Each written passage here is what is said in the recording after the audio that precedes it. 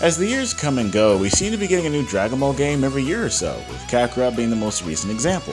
Still, there's always two titles that tend to pop up in the minds of Dragon Ball fans.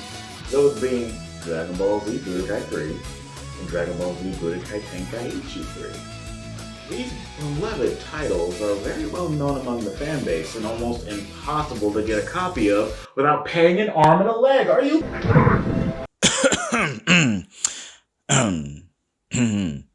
As a kid, and even now, I've always preferred the Budokai series as I've been more of a fan of 2D rather than 3D fighters. But it's been almost 16 years since the game released in the West, and I'm sure some people may not even have heard of this gem of a fighter. Well, sit back, relax, and I'm gonna take you back in time to the PS2 era of gaming to talk about good old Budokai 3.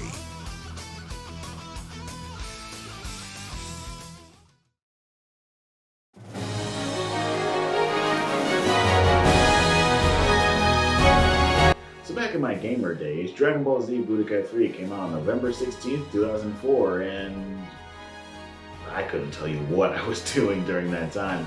However, sometime after that, my little DBZ-obsessed self got his hands on the game, and I still have the exact same copy to this day. Surprisingly, no scratches. That's a miracle in itself. During the era where we were getting a new Dragon Ball game every year, this game was a step in the right direction, building upon Budokai 2 as far as graphics and gameplay. The game was very well received both in the States and overseas, as Wikipedia shows, though there is one bad review from the Times, which is some British newspaper apparently, which I don't consider to be a proper source for gaming reviews, but oh well. Not too much info surrounding the development of the game, however there is a documentary covering the English dubbing process for the game. A 30-minute documentary titled Behind the Screens that released as a bonus DVD with the greatest hits version of the game in America and the collector's edition in Europe.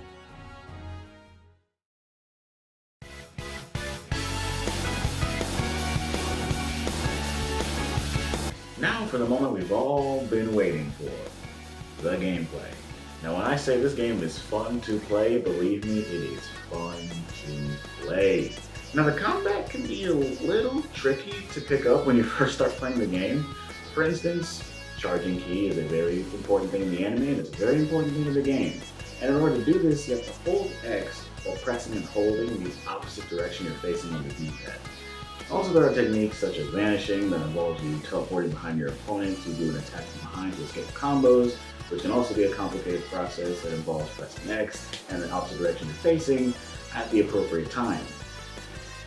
These two seemingly complicated yet very important aspects of combat are things you will be doing constantly, especially during the higher difficulties.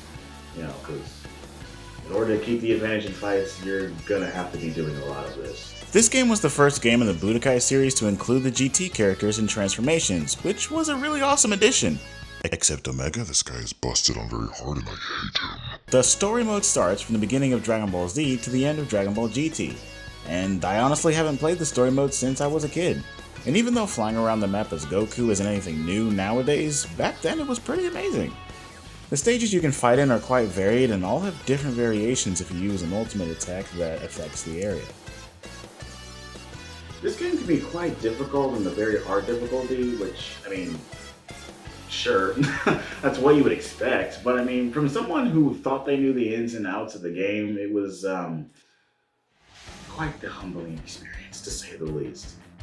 There are a total of 6 game modes, from the World Tournament to an Elimination mode where you use your custom characters with distributed stats to fight characters from levels 1 to 99.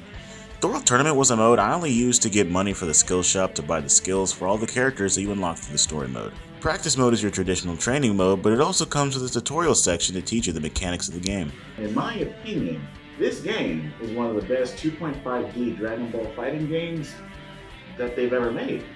And after you spend some time in the tutorial section, do some fights on a lower difficulty, and especially after you go through the story mode, it's a very easy to pick up game. You know, you'll get the hang of it pretty quickly the more you play it.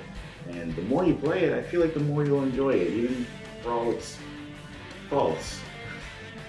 I love this game to death, but it's definitely not perfect. It's got with its fair share of issues like every other game. Like, for example, the mechanic that everybody hates, known as the Dragon Rush. How it works is you get into hyper mode, which is the same mode you activate to use your ultimate attacks. After it is activated, you attack the opponent with an attack that results in a launch, followed by circle, or you just use a skill and then circle. Now after this, it's all a guessing game. I guess I'll choose square. Dumbest thing you could have said! What are you, an idiot? What'd you say it for? Nobody, it's not gonna be up there! Square. Now the point of the Dragon Rush, besides damage, is to either pull off certain skills that require it, or to make this icon turn red, which results in the ultimate gauge becoming harder for your opponent to fill. Now I can totally see why people didn't really take this feature of the game, especially since some people have stated that the CPU can read your button inputs. Now that I can't really confirm or deny that. That's just been something I've been hearing, but I have no way to really test that out myself or even see if it's true. But I don't know. I personally have a very love-hate relationship with the thing. I mean, it looks pretty cool, but it can be kind of a pain to pull off. Just like the clash mechanic in the game. You know, where if you and your opponent both have beam attacks, you know, you'll have a beam struggle, just like in the show. But my wrists definitely not a fan of this function as much, especially on the higher difficulties where even if you're just sitting there doing it for a long time, CPU just wins anyway. So either that or I'm just bad at it. Speaking of anime references, there is one in the game that honestly pissed me off. In the anime, two characters of relative power levels can fuse to become one powerful warrior through various methods. Fusion was a mechanic added in Budokai 2 and stayed in Budokai 3. However, there is one fusion that disappoints me, and that is Super Saiyan 4 Gogeta. This fusion is honestly difficult to pull off since you have to be a Super Saiyan 4, which requires full ki, and the fusion is activated the same way as an ultimate attack. And once you finally pull it off, the fusion lasts, and I've counted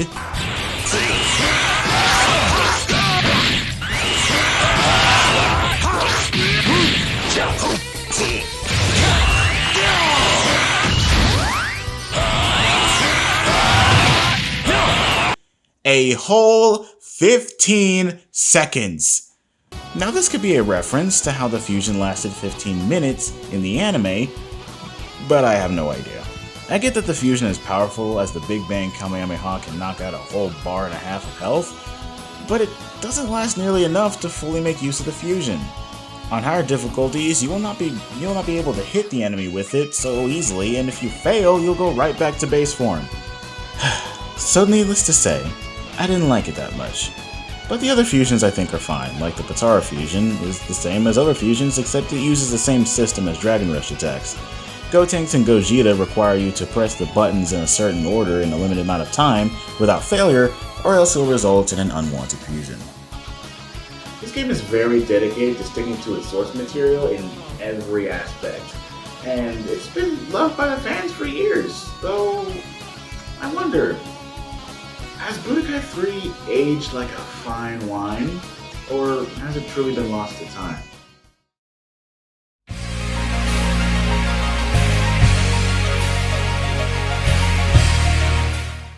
Now, when I think of games like this being played now, I think of mods, which is essentially people altering the code of the game to add or remove certain things. For instance, there are mods for Budokai 3 to make characters from Dragon Ball Super playable, like Super Saiyan Blue Goku and Golden Frieza. Though, unfortunately, there aren't many mods for Budokai 3, at least compared to Budokai Tenkaichi 3, which people still mod to this day. Next, I would think about competitive/online play, which for this PS2 gem is surprisingly possible, thanks to the power of emulation and some other programs allowing for online capabilities. There was a scene for Budokai 3 online back in 2014, and it seems to have lasted for a little bit, but I don't think the people that were playing then are really playing much now. The Budokai 3 online community is a very niche online community, and you pretty much have to go looking for them in order to find them. Because in order to play people online, you have to matchmake it with a specific person. You can't just be set up with anybody random. So if you want to play Budokai 3 online and go back in the day and just go ham with some random guy, you have to go maybe find a Facebook group or a Discord. Or maybe even make one. But yeah, it's a lot harder than it used to be. But with all that being said, has Budokai really been forgotten by the fan base? I'd say no. The game may not be played on a huge stage like EVO, but when it comes to people playing the comparison game as far as which Dragon Ball Z game was the best, we're talking about Fighters, Xenoverse, Budokai 3, Budokai Tenkaichi 3, they're always in the running. They're always in the conversation. Heck, the game even received a remaster in 2012 for the PS3 and Xbox 360 called Budokai 3 HD Collection. That came with Budokai 1 and 3. Though these versions included different soundtracks from the originals due to some plagiarism from the original game's composer, Kenji Yamamoto. Other than that, though, the game is pretty much the same besides updated graphics and character models, and the inclusion of a Japanese voice track. Beyond that, however, the future of this game and the Budokai franchise in general has been kept in the hearts of the fans pretty much and forgotten in the eyes of the developers. As a sequel to this beloved franchise seems to be quite unlikely. Though there was a game to come out very similar in style called Dragon Ball Z Infinite War on the PS2 and Dragon Ball Z Burst Limit on the PS3, which I'll go into further detail in their own separate videos.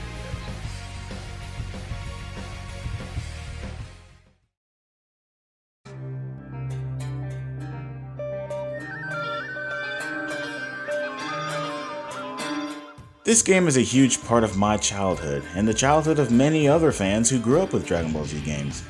If you played this game when you were younger, or even not too long ago, you can understand the nostalgic appeal that has never left the Budokai and Budokai Tenkaichi franchise. These games set a standard for Dragon Ball games that not many were able to replicate the same way. Fighters being the modern example of Budokai, and Xenoverse being the modern example of Budokai Tenkaichi. And fans loved these games for what they brought to the table. Though, we can never forget where we came from and where everything started, and Budokai set the standard for what Dragon Ball games should be. But hey, that's just me, Tylen Thomas, a nostalgia junkie reminiscing on the good old days of gaming. And I'll see you guys next time in next week's video. Take care, and God bless.